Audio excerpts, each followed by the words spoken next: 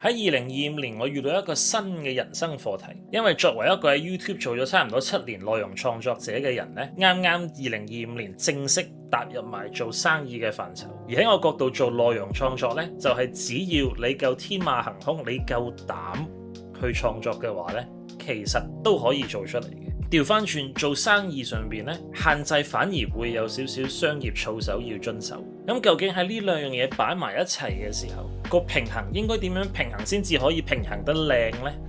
呢樣嘢係我揾唔到答案嘅當時。而緣分嘅安排之下，我哋喺2026年嘅1月呢，就喺菲律賓因為生意來往認識到一位新朋友叫做 KingPanda。KingPanda 呢，就係菲律賓界車界一位非常之有影響力同埋知名度嘅前輩。佢本身 run 緊 YouTube channel 啦，佢有佢嘅 Facebook 專頁專係賣車啦，佢正就係平衡緊一個內容創作者同埋做生意上邊之間兩個角色。而喺2026年嘅1月25號咧，菲律賓就發生咗一樣揚名國際嘅事件。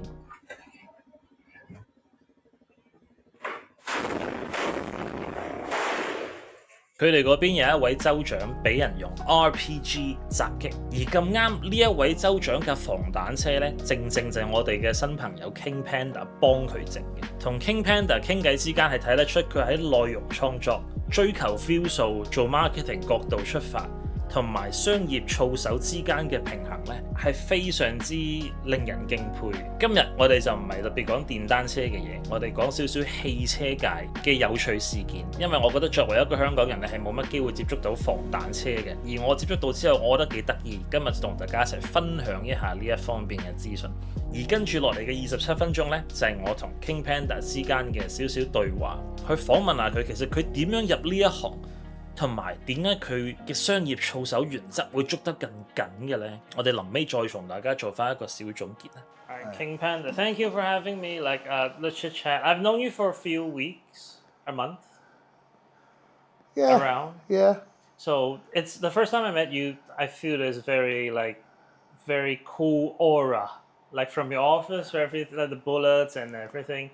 How did you actually get into bulletproofing, and who's KingPanda? The armoring side came because it was more out of necessity. Back in 1994, first of all, my dad's been in the car business for about 50 years, a long time. This guy has endured a lot. And in 92, I went to study college in the US, and he put me to work. So I was his purchasing guy there. Well, who else are you going to trust than your son, right? So I developed the network and started. Since I love cars, I was the guy who set up the buying, shipping, and everything. So in 1994, I get a call from my dad, and he says, one of his clients the daughter who studies in Singapore came home with the best friend who's Singaporean, and they tried to kidnap. And on the way from the airport to the house, they tried to kidnap the daughter, and the gunfight ensued, and the best friend was shot. Oh, that's sad. Imagine how bad that is. So he told me, he said, your uncle, which is, if you're very close to people, they become like an uncle, right? Your uncle is coming to the US, help him look for armored vehicles. So I did my research. At that time, it was a little hard because there was no internet yet. This was 94.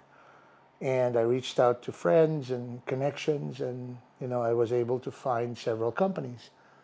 And that's where, I think, my curiosity for armored vehicles started. Why not make it yourself, right? Because we weren't at that time, first of all, I was in the US. I had no plans of coming back to the Philippines. None. I wanted to work in Wall Street, which I did. But I had no desire to go back to the Philippines. So all I did was purchase and then ship to the Philippines. My dad was perfectly fine just selling the cars, right? So that's how it all started. Fast forward, I built a career in the financial industry, and ended up working for Lehman Brothers. And lo and behold, 2007 financial crisis happened, and we went bankrupt. So 2008, 2009, I had a really bad anxiety attack. Most of the doctors thought it was a stroke, but it wasn't. So it was just stress. And at that point, I already had a job in New York waiting for me. But my parents flew and said, you got to come back home. No money is worth it. Your health is very important. And I was 305 pounds. I was fat. So we were talking a while ago about being fat. Yeah, I was fat. So yeah, there's no denying it. I lived a very unhealthy lifestyle. So we came home, started several businesses, and they all failed. From web design to search engine optimization, which I had no idea what the fuck they were. They all failed. And I ended up in the car business, which I hated so much. So at that point, this was 2010, I realized that my dad neglected a lot of his clients because I'd hang out at the office and I'd hear calls, the secretary and my dad, and saying armored vehicles need repair, do this, do that. And he was basically farming it out to friends to repair. There were several armored vehicle companies here already that existed, but there's always room for more, right? So I told my dad, I said, why don't we start servicing these vehicles? So we start by servicing them. Yeah. And he's like, no, it's a headache. I said, I'll do it. He said, you don't have to be involved. And he said, try it. So that's where it started. One thing led to another. Business got pretty big. Like very quickly, in 1 year time, or like a few months? Within 6 months, we saw a trend because there was a big demand for repairs. These are not armored vehicles. Are not regular vehicles. They need servicing. They need maintenance. It's the way I see it. It's like this is your bodyguard. If you don't take care of your bodyguard, if you tell him to drink every night, then how's he going to protect you? So you need to keep these cars in tip-top shape. There has to be a protocol that's followed, what to check, what to look for. You have to keep reminding the drivers of what to do so that it doesn't get to a situation when you're in an ambush, the car couldn't perform because you didn't do the maintenance that it's supposed to have done. So the driver has to know what to do too. And that's the second phase of what we did.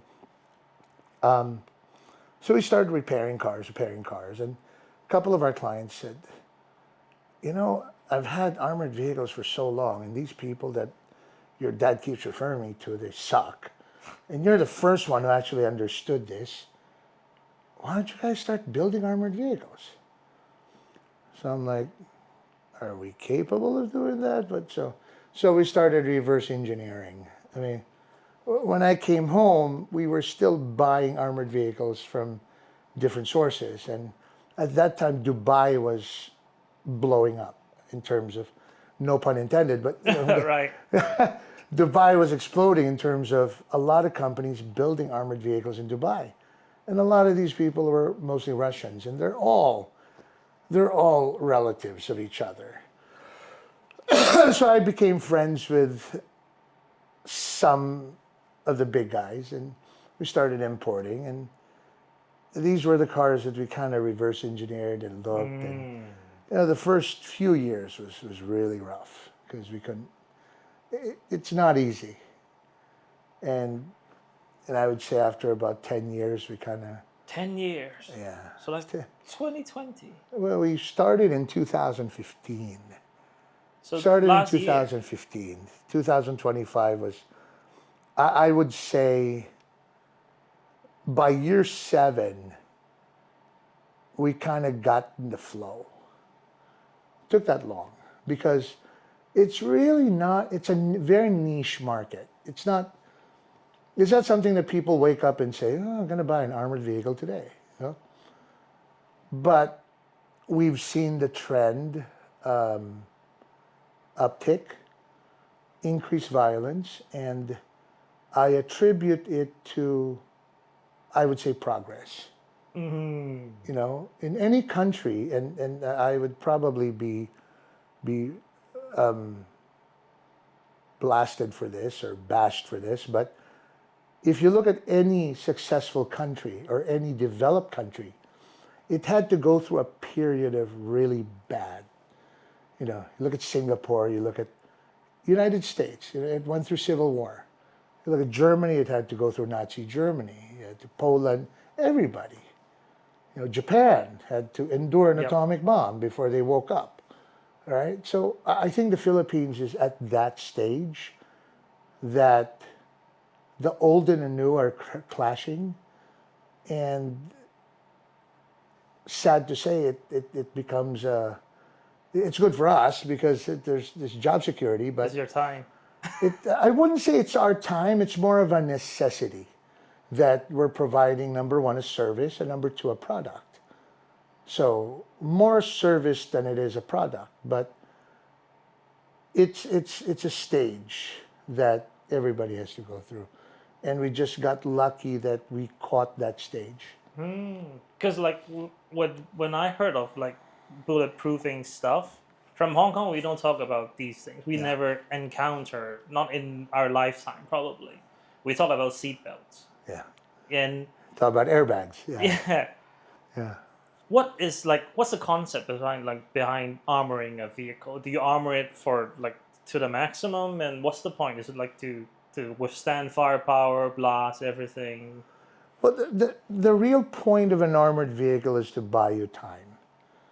To run away. To buy you time to run away. And this is, I think, the big disconnect. That's why I always avoid using the word bulletproof, because there's no such thing. Okay? Any material, when subjected to stress, no matter what it is, at some point will fail. And that's what we're trying to avoid. But within that precious time, from the time an attack starts to the time you run away and are able to get to safety, that is what an armored vehicle was designed for. Because you also have to remember, we armor for civilians. We don't armor for the military. If you armor for the military, you can have a tank. Then you can sit there all day, and but then again, if you sit there all day, your enemy gets pissed, drop a missile on you, and then you're also dead. So at some point, there's failure. But from a civilian standpoint, the most we've ever seen are high caliber bullets. I mean, never in my wildest dreams that I ever thought in my whole career I would see somebody, a civilian, and I qualify the word civilian by saying he's not a military official or part of the military. He's a government official. Get ambushed with an RPG. It just doesn't happen. And these cars are not designed for that. Now that you mentioned the RPG incident, I was looking at some footage. Like you told me beforehand that it was not a direct hit. No. But there was kind of a little spark, like a small explosion. What was that? It's not a direct hit. Well, it probably hit something, and then the shrapnel and the because as the car moved this way, there's no camera angle on the other side, so we can't really tell. And I think even the passengers can, I know the passengers very well, and we've spoken, and it doesn't matter how many times you interview them, because that thing just happens in a blur. That thing happens very fast. And everything that you remember is probably a concoction of your imagination. Unless you're staring at the whole incident. But who's going to stare at it? You don't even know it happened, because you're facing this way the RPG is coming this way, right? So unless you have a camera angle that will actually show you that what happened, but there are certain things you have to look at. Number one, the car didn't move this way, or didn't jump, or didn't tilt. An explosive device, a material, when subjected to pressures of an explosive device, especially in a direct hit, will cause movement. Didn't move. Right, that makes sense. Number two, they showed the angle of the person shooting the RPG. I was very impressed with his form because form, he's wearing slippers and he was able to kneel and do whatever he did. But if you notice, the RPG was pointing straight. That would be fine if it's right there. But then again, if it's right there, you run the risk of getting injured. So RPGs, or projectiles for that matter, are long-range armaments. And if you notice, every single person who uses that and hits their target angles it a certain level. He didn't. It was straight. So there's a tendency, a rocket has a very heavy head. So there's a trajectory. So by the time it probably hit the car, or it didn't hit the car, it hit something else. Right. Now, the damage on the vehicle was caused by the sum of all the parts that happened. The shock wave, the pressure, because I don't care if they call it a dud or whatever. I think it's a training RPG because of the smoke. It's white, or there's a lot of different theories about it. But the fact is that if that RPG hit that car directly, nobody would have survived that. Nobody would have survived that. And I've consulted so many people before I issued a statement about it, because the last thing I want is for people to think that we build RPG-proof cars. Yeah, that's what I thought when I first saw the video. Right. Everyone was praising the one who made it. No, and that evening I had to speak because nobody was talking. Nobody in our industry was correcting the misinformation that's being spread. That the design of the vehicle is to such that it would defeat an RPG. There's no such thing. And you don't want to mislead people. But unfortunately, a lot of other armament companies kind of took it as a marketing opportunity. And we took the stance that that's not us. We're here to provide the right information and educate the public, regardless if they're going to end up using it or not. Hopefully not. But at least they walk away with the right information. I'm quite surprised by your stance. Like you said, the week we were in Hong Kong, you could not confirm nor deny that you were involved until the mayor himself said that you were the one who armored his vehicle. Why such integrity? Why? It's not. I wouldn't call it integrity. I would call it responsibility. Okay. The reason why these individuals and these families, these corporations, come to us is, number one, they have a fear that something can or will take their life. They trust us for that. That trust is more expensive than anything I would hold in my hand. And I would never break that trust. And for me, to use that as a marketing tool, or to use that as a testimony for my business, is just totally unprofessional and unethical. That's just admirable. It's what's sad, Mason, is that should be the standard. It shouldn't be the exception. Somebody comes to you and trusts you. And you use their situation as a marketing opportunity. I mean, this is a very unfortunate event that somebody's life could have been taken.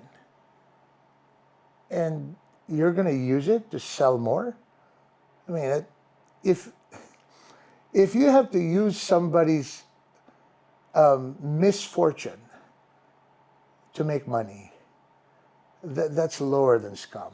I mean, like in Hong Kong, like we have like YouTubers who run business as well. So when they see something that they can exploit to get views at the expense of other people who's like whatever it is, they actually do it. So it's like very admirable to see such a... No, okay. Unfortunately, we live in a world where information and the news cycle is very fast. News cycle has an average of a 3-day lifespan. People forget, people move on to the next thing. And unfortunately, from a business standpoint, I kind of understand their situation because people could forget it anyway. For true. But there's always the right way and the wrong way of doing it. I think that's another reason why it took us a while to get to where we are, is because we never wanted to compromise. We've never posted or bragged about having so-and-so as a client or whatever. Most people do, but we don't. Even when clients call me and say, even when prospects call me and say, hey, did you sell a car to this guy, this guy?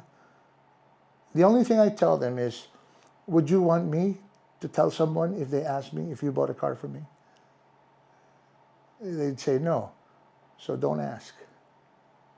So it's just something that I think should be a standard more than an exception. And I hope people run their business that way. But like my mentor used to tell me, just because the shark is friendly doesn't mean you can stick your head in his mouth and expect not to be bitten. Sharks will be sharks. That's deep. Stay away from them. Stay away. That's deep. A couple of fun questions to round things up. Like from my perspective, without knowing anything about armored vehicle, if I live in the Philippines, I might somehow think, I might get one armored one day. It's like something like a hobby, like a recreational thing. Do you get clients like these? No. No? Never. They Well, do it for... let me rephrase. We do have some clients who, because of my videos, because of what I say... Yeah, you're an influencer yourself. Still can't get used to that word, but yeah. They start... I think what I do with my videos is spread awareness. And having an armored vehicle is not about being successful or being rich or being a target. It just shows that you care about your life and you care about the people that you love. And I always tell clients that your ability to make money is predicated upon you being alive. Now what you do with your health is a different story, but the worst thing that could happen is you're a business owner. You don't have any enemies. And that's actually the worst thing, if you don't know that you have any enemies. Because the enemies that you know are a blessing. Because they're pissed off. They're going to do something. It's the enemies that you don't know. The people who you stepped on without actually knowing that you did. That contract that you got that propelled your company to the next level, but it cost somebody their livelihood. You don't know that. The person who watches your every move because you're successful and they're not as successful. Because not everybody's going to admire you. Majority of them want you to fail. And those are the dangerous things that we don't know. And those are the things we try to eliminate. In Tagalog, in Filipino, there's what we call chamba. Chamba. Chamba means How do you spell that, chamba? Chamba. It's the reverse of luck. It's like, luck. okay, put it this way. Karma. I wouldn't say karma because you didn't do anything bad. Well, you did, Right. but you didn't know. You just didn't know, Yeah, right? yeah. And sometimes they say ignorance is bliss, but you're just going on your merry way. You got a contract, and you got this multi-million, $100 million contract, and you did the right things, but somebody else lost. It's a zero-sum game. So that's business, unfortunately. You can't predict what other people are gonna do. So I think that's where we fit in.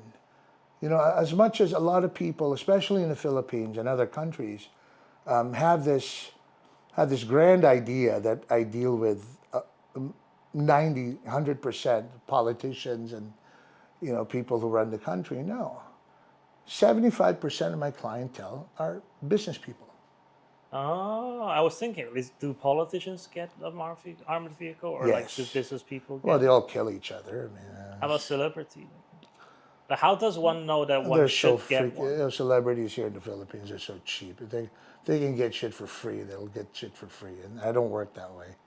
So, Do they actually attempted to? no, I'm just saying. I'm just saying if they did, they want to do an X deal. They're like, I don't work that way. So, I provide a service, and I think we're very damn good at what we do. And it's not that I'm greedy by wanting to make money, but I think we need to get paid based on what we provide. And we have a lot of employees that depend on us. So what am I going to pay them with if they're going to try to get it for free? At the end of the day, it's a business, right? Touche. Yeah, I think that rounds it up. Thank you, Hans. I'm looking forward to working with you again. I think you will be visiting Hong Kong in the coming days regularly. We'll be doing a lot of things. I mean, what we've discovered here is a godsend. So I think we'll be working very closely. A little with bit you of guys. sneak peek, like when you were mentioning armoring for the military and armoring for civilian, because on military they don't need comfort, right? And civilian is like you need comfort and protection. That's Yes. a great about. That's more like an art there. There's a very fine line that you walk between comfort and protection. And in the last 2-3 decades, it was never addressed because nobody has ever thought that it would be possible. It's a conflicting statement, but we've found something here that fills the void. So I think our clients, our viewers, and our soon-to-be clients and prospects will be very happy when they start test driving our cars now. We've built, I think here in the Philippines, I take pride in saying that we build the best armored vehicles based on quality and based on comfort, but I'm still not happy with it. That's why I kept on seeking solutions, and now I think we've found the Holy Grail. So, watch out. Just in the next few months, we will start rolling out, and it not only for armored vehicles, for regular vehicles, because like Gilbert said, most people go with upgrades. Why upgrade something that's already built to last if we can tune it in a way that it would be perfect? So Let's test this Holy Grail in the coming few months. I believe we will. All right. Thank you, Hans, for having You're welcome. Let's round You're this up. welcome. Thank you so much. 為呢段半個鐘嘅訪談內容做翻個小總結呢，就係其實住喺香港都算係一種福氣嘅。無論你係政界人士、商界人士或者明星都好，起碼你唔會有呢一個俾人暗殺嘅風險先啦喺香港。同埋某程度上，我嘅2025年都係一種福分嚟，因為我已經揾到我嘅敵人喺邊。做咗7年嘅 YouTuber 呢，我大概都明白咗一個道理，就係擺得自己嘅樣出嚟網絡平台呢，你就預咗你都一定會有 haters 㗎啦。haters 嘅存在就好似你個影一樣，只要你存在嘅話，你就一定會有影。你嘅存在越紮實，你個影就越黑。呢樣嘢係環環相扣，避唔到嘅。只不過喺過往嘅角度，我係選擇唔理會呢一班人，由得佢哋唔中意我就唔中意我啦。而去到商業生意層面上邊呢，自不然你嘅 haters 都會升一級。而同 KingPanda 傾完偈之後，我都非常之深深明白咗一個道理，就係商場如戰場。我相信大家生活上面都總有啲可悲嘅人，係會做一啲損人利己，甚至損人不利己嘅事情，純粹抒發係佢當下嘅情緒啊，咩都好。呢一班人我哋統稱文雅啲叫做 poor guy。喺我角度同 KingPanda 傾完偈之後呢，係令我對付呢一班 poor guy 多咗一個新嘅角度，就係為自己嘅心靈做好防彈嘅準備。遇到 poor guy 嘅情況之下，就係敬而遠之，行開啲走。用另外一個角度檢討，就係我都要確保自己喺某啲情況之下唔好做 poor guy。作為旁觀者嘅我哋，有時望翻一件事係會覺得係人都識啦。真正嘅困難就係你喺當下係當事人嘅時候，你可唔可以選擇做一個好人？呢下係我覺得每一個人都要時刻提自己嘅。所以簡單啲講呢，為咗令大家唔需要特登思考太多呢，就係一句嘅啫：勿以善小而不為，勿以惡小而為之。呢個人生態度係好重要嘅，我覺得。因為我個原則都係，相比你個人有幾叻，我更加重視嘅就係你係咪一個好人。就係咁咯。大家睇完呢段片有啲咩感覺呢？如果你真係睇晒成段訪問而睇到呢一刻嘅話，可以留言話俾我聽，我好想知下大家嘅睇法係點。喺度都同大家拜個早年，就係祝大家嚟緊馬年最緊要身體健康，同埋喺亂世之中揾到你嘅避風塘。我係 Hkmonkey，嚟緊再同大家講下故仔傾下偈，下一集再見，拜拜。